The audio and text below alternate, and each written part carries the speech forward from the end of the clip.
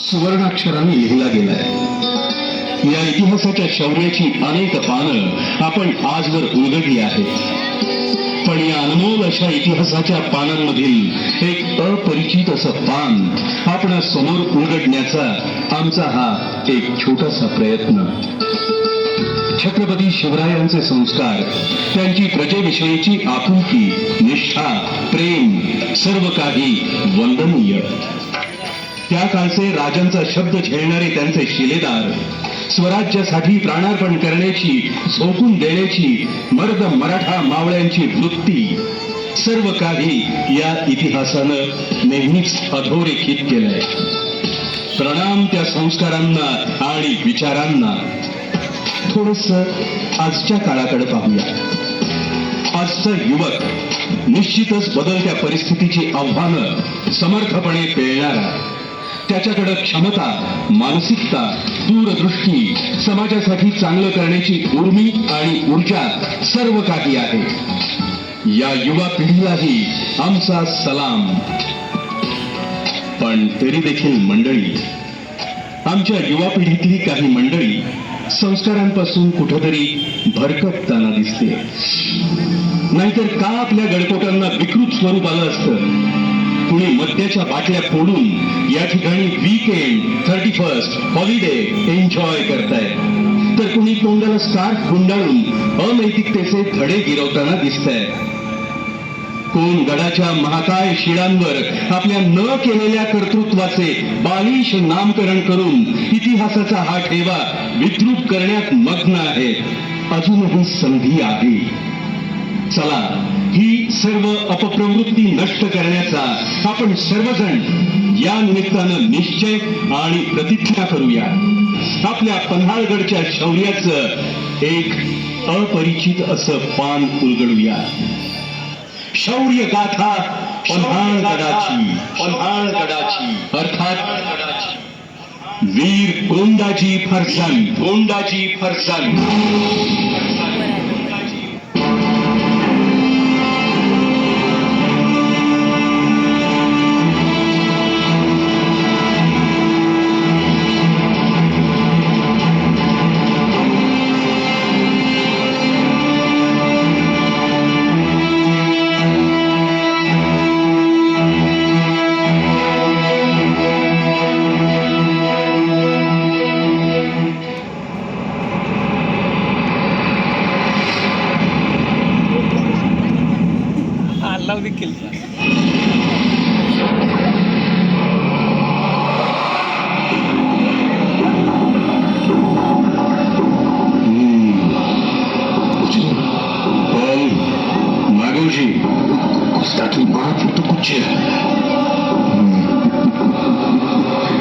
बोलो नागू जी, कुछ खबर बात? शिवाजी ने बहुत बड़ी फौज तैयार की है और बादशाह को दिए हुए किले भी वो ले रहा है.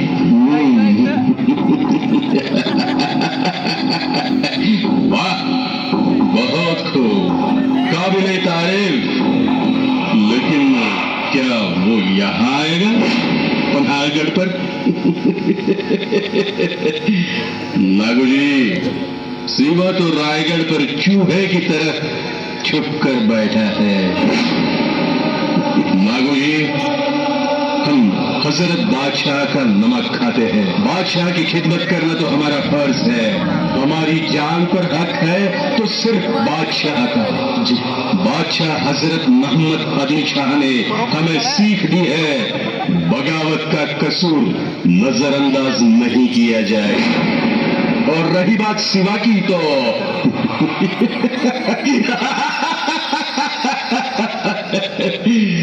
सेना को तो चींटी की तरह मसल कर रख देंगे.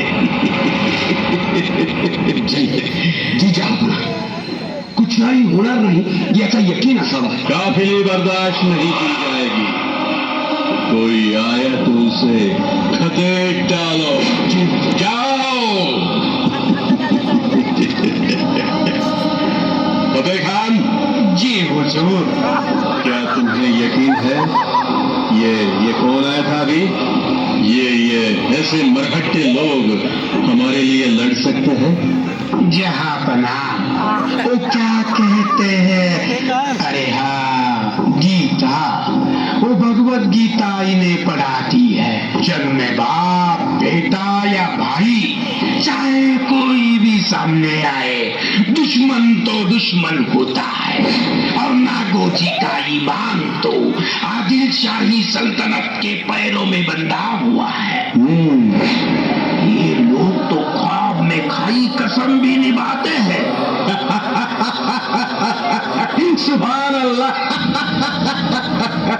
बहुत खूब, बहुत खूब। तो ये बात हमारे काम में जरूर आएगी। जाओ फतेह खान, नजर रखो।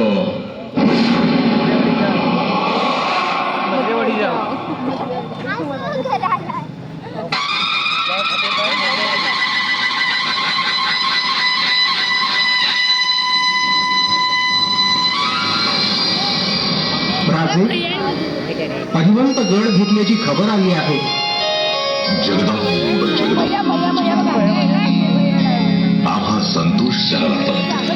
आणि राजे, तहातील जवळपास सर्व गड आपल्या स्वराज्यामध्ये पुनश्च आले आहेत. पण पंत, आमची नजर मात्र पन्हाळगडावर आहे. गडावरील तो पातशाही झेंडा आम्हास कधीच खपला नाही. सतत सतत खोपतच राहिला. पंत, आम्हास आता आस लागून राहिली आहे ती पन्हाळगड स्वराज्यात दाखल होण्याची. खरे आहे राजे, परंतु पन्हाळगडचा सुभेदार बाबू खान मातब्बर माणूस, प्रचंड अनुभवी, अफाट फौज फाटा, प्रचंड तोफखाना त्याच्या भिंती. त्या बाबू खानास ठाऊक नाही स्वराज्यात विस्तवाचे निखारे होतात. त्यास ठाऊक नाही स्वराज्यात मस्ती करणाऱ्याच्या पोटात वाघ नखे खुपसली जातात. काम करा पंत, आमच्या फौजेला हत्यारबंद होऊन हाजीर होण्याचा हुकूम करा. आम्ही जातीनं मोहिमेत जाऊ. राजे, आपण स्वतः मोहिमेवर? होय पंत, आज तलवारीच्या पात्याने म्यानातून उसळणे गरजेचे आहे. परकीय जोखडातून पन्हा आम्हास मुक्त करायचा आहे. आम्हास अजून आठवतोय तो पन्हाळगडचा वेढा, तो सिद्धी जौहरनं प्रजेनं उभारलेल्या गुढ्या तोरणांची राख रांगोळी करून स्वराज्यात भक्कम पाय रोवला. सोकियांची पातकं आणि परकीयांचे आक्रमण यामुळे स्वराज्याचं फार मोठं नुकसान झालं होतं पंत. होय राजे, खरं आहे. आणि याचमुळे गेली 13 वर्ष तो आदिलशाहीमध्ये जखडला गेला आहे. मुजरा राजे, तुम्ही फक्त आज्ञा द्यावी. तुळजा भवानीची आण आहे, एकेकाची खांदोली करतो. कोंडाजी, बाबू खानला मारायचे असते तर आम्ही कधीच त्याला यमसदनीत धाडला असता. तलवारीला बुद्धीची साथ असेल तरच शौर्य चकाकतं. नाही राजे, आता ही उपसलेली तलवार बाबू खानचं शिर धडा वेगळं केल्याशिवाय म्यान नाही व्हायची. संयम बाळगा कोंडाजी, संयम बाळगा. आम्हास घरेदारे मोडून स्वराज्याची मंदिरे उभी नाही करायची. पुढचे मनसुबे फार मोठे आहेत आमचे. राज, तिची काळजी अजिबात नसावी. कोंडाजी, तुम्ही आमच्या काळजाचे तुकडे आहात. राज, होय कोंडाजी, आम्ही खर्ची पडू एवढंच नव्ह, आम्हासनी त्याची तमा नाही. कोंडाजी, अहिवंत गड घेतला हा भवानी मातेने दिलेला शुभ कौल आहे. पण पन्हाळगडाचा सुभेदार बाबू खान मातब्बर आहे, ध्यानी ठेवा. हवं राज, असं किती खान आलं ते गेलं. मोठी हिंमत घेऊन आलेलं खान याच मातीत गाडलं गेलं नव्ह. भले शाबास. स्वराज्यासाठी आपली तलवार संतापाने तप्त करा. तिला अत्याचारानं पीडित झालेल्यांच्या अश्रूंचे पाणी पाजा. अहो, मूठभर गनिमानी तेही हजारो कोस दूर येऊन आपल्या मुलखावर वर्चस्व गाजवावं हे तुम्हा आम्हास भूषणावर नक्कीच नाही. अव नुसतं हर हर महादेव म्हणलं तरी समध्या मावळ्यासनी ज्योत चढतो. या कोंडाजी, आम्ही तुम्हावर मोहीम सोपवली.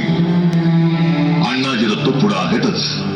आमचे नजरबाज पन्हाळगडची सगळी खबरवार पोहोचवत आहेत.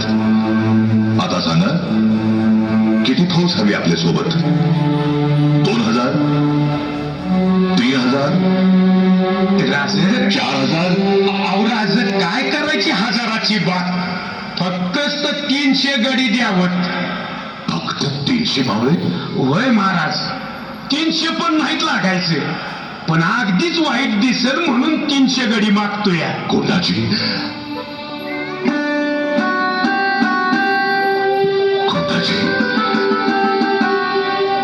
राजे माफी असावी राजे, पण मोहिमेच्या आधीच सोन्याचे कडे म्हणजे जरा. होय पंत, हा जरा अव्यवहारच नाही का?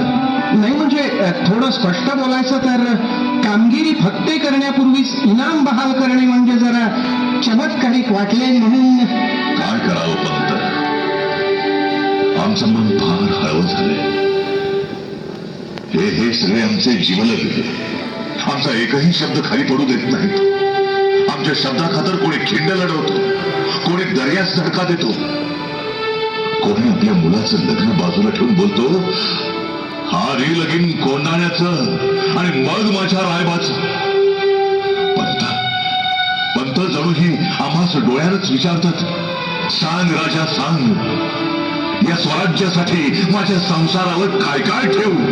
अहो हे बाजी पासलकर, हा माझा तानाजी मालुसरा, बाजी देशपांडे, कावजी मल्हार, ही सारी आमची जीवाभावाची सोबती आवाज मुक्कामी ठेवून स्वतः मोहिमेवर गेली. त्यांनी मोहिमा फत्ते केल्या, पण परत आम्हाला भेटायला आलेच नाहीत. गेले ते स्वर्गलोकी गेले. त्यांचं कौतुक झालं नाही म्हणून मन कधीच कळवलं, हा कोंडाची गड घेईल, खात्री आहे आम्हाला त्याची, पण त्याची भेट नाही पंत, कल्पना करत नाही. राजे हे तुमचा शिलेदार, अहो गड घेऊनच सोन्याचं कडं आपल्या चरणी अर्पण करील. उठा कोंडाजी, एक गोष्ट नीट आहे का? रणभूमीवर सेनापती पडला तर फौजेचं हत्यार गळून पडतं असा आपला इतिहास सांगतो. स्वतःचा जीव राखावा आणि आपल्या मावळ्यात जाईल. कोणतीही धांदल अथवा घबराहट नको. आई भवानी नक्कीच तुम्हास यश देईल. जगदंब जगदंब निघा तुम्ही. भैया पायी पंत, अहो या मातीतल्या कष्टकऱ्यांनी, शेता पोतावर राबणाऱ्या शेतकऱ्यांनी घाम गाळून रक्त शिंपून उभं केलेलं हे स्वराज्य, आणि हे स्वराज्य सांभाळण्याकरता ही असली माणसं आई जगदंबेनंच आमच्या पदरी घातली. म्हणूनच आम्ही हा मान कोंडाजीला दिला. बरोबर आहे राजे, क्षमा असावी, पुन्हा अशी चूक होणार नाही. जो परत येईल त्याचा हिशेब लावता येईल पंत, पण अशा या काळजांच्या खजिन्याचा हिशेब खरंच ठेवता येणार नाही. चला आता निघावा. जी राजे.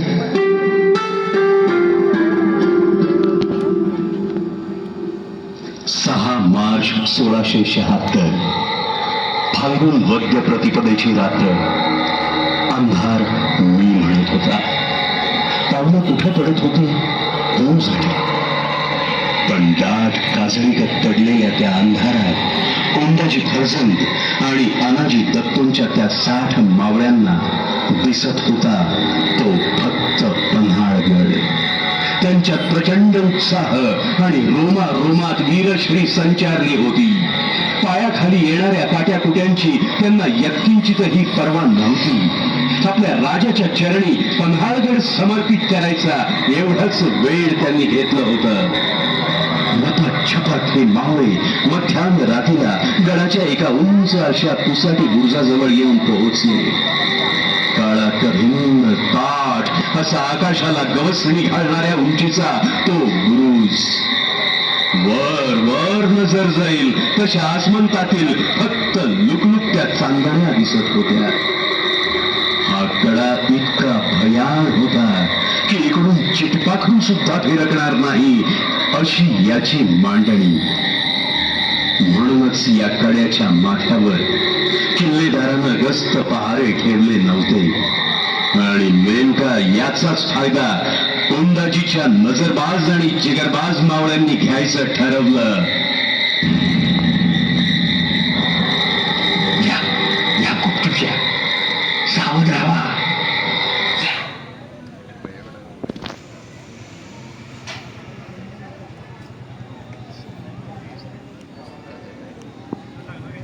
अरे गड्यानो, या ड्युटीवाला तिकडे जाऊ द्या. अरे गड झोपलाय सगळा. हीच संधी घ्यायची. मारू किंवा म्हणू, महाराजांचा सक्त हुकुम आहे. जो आडवा येईल त्याला नुसता कापायचा. जो शरण येईल त्याला नाही तलवार लावायची. कळलं का? होय होय. पण ध्यानात ठेवा, आपली फौज कमी आहे.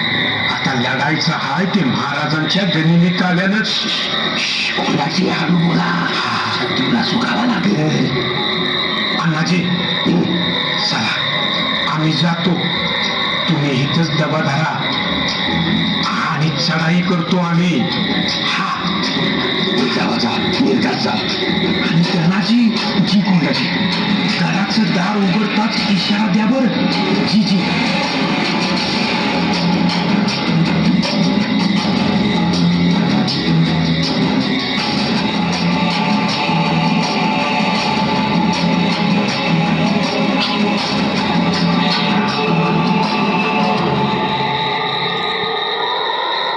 कौन रे दो? अरे तुमची पाळमुळं खाणाऱ्या यो कोंडाजी आलाया. डर नहीं लगा क्या? इन सबको बंदी बनाओ. अरे हा, या मराठ मावळ्याला जेरबंद करायला तुला 10 जन्म घ्यायला लागतील. खानाच्या तुकड्यावर पोचलेलं हे अंग नाही. सह्याद्रीचा शिव आहे शिव. कोंडाजी म्हणते त्याला. माझ्या राजानं विश्वासानं मला पाठवलंय. अरे तुझ्यासारख्या सुलतानी राक्षसांचा बिमोड करायला आलोय मी. चल हो मोर. हर हर महादेव.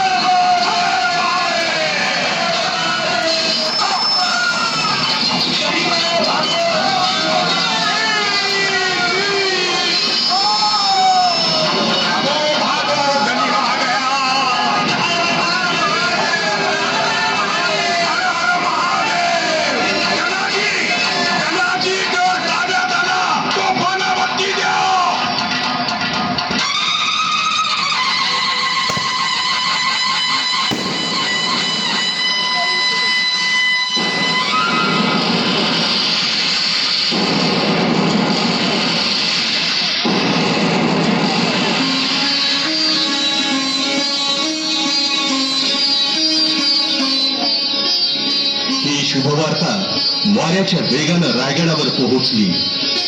शिवाजी राजांनी मोठ्या उत्साहानं आपल्या मावळ्यांच्या भेटीसाठी पन्हाळगडाकडे कूच केलं.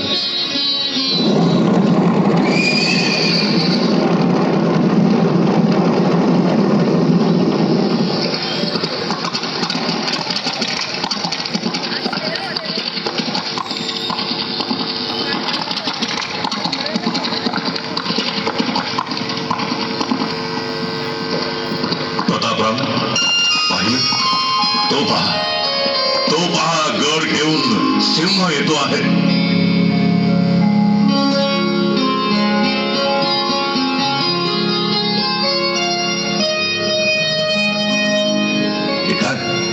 राज, हे सोन्याचं कड आणि सोन्यासारखा बुलंद गड आपल्या चरणी समर्पित करतो. उठा उठा कोंडाजी उठा. गड देऊन आम्ही तुमचा सन्मान केला आणि पन्हाळगड घेऊन तुम्ही स्वराज्याचा सन्मान केला. आम्हाला आपला गर्व वाटतो. राजा गड हाती आला. गंगा जमुना अंबरखाने भरलेले आहेत. दारू गोळा तोफखाना मोठ्या प्रमाणात मिळाला.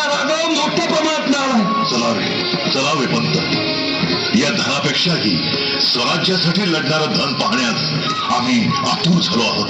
आणि राज हे यवन सैन्य महाराजा शिवाजी हम ख्वाब देख रहे थे सुभेदारीचे, पण जर आपण जान बक्षली तर आयुष्यभर दुआ देत राहील. हा दुआ देत राहील. ठीक आहे, यास धर्मवाट द्यावी. महाराज पुढे व्हावं. तुम्ही पुढे व्हा. गड तुम्ही जिंकलेला आहे, म्हणून त्यात प्रवेश करण्याचा प्रथम मान तुमचाच. आम्ही सदैव आपल्या पाठीशीच आहोत. चला.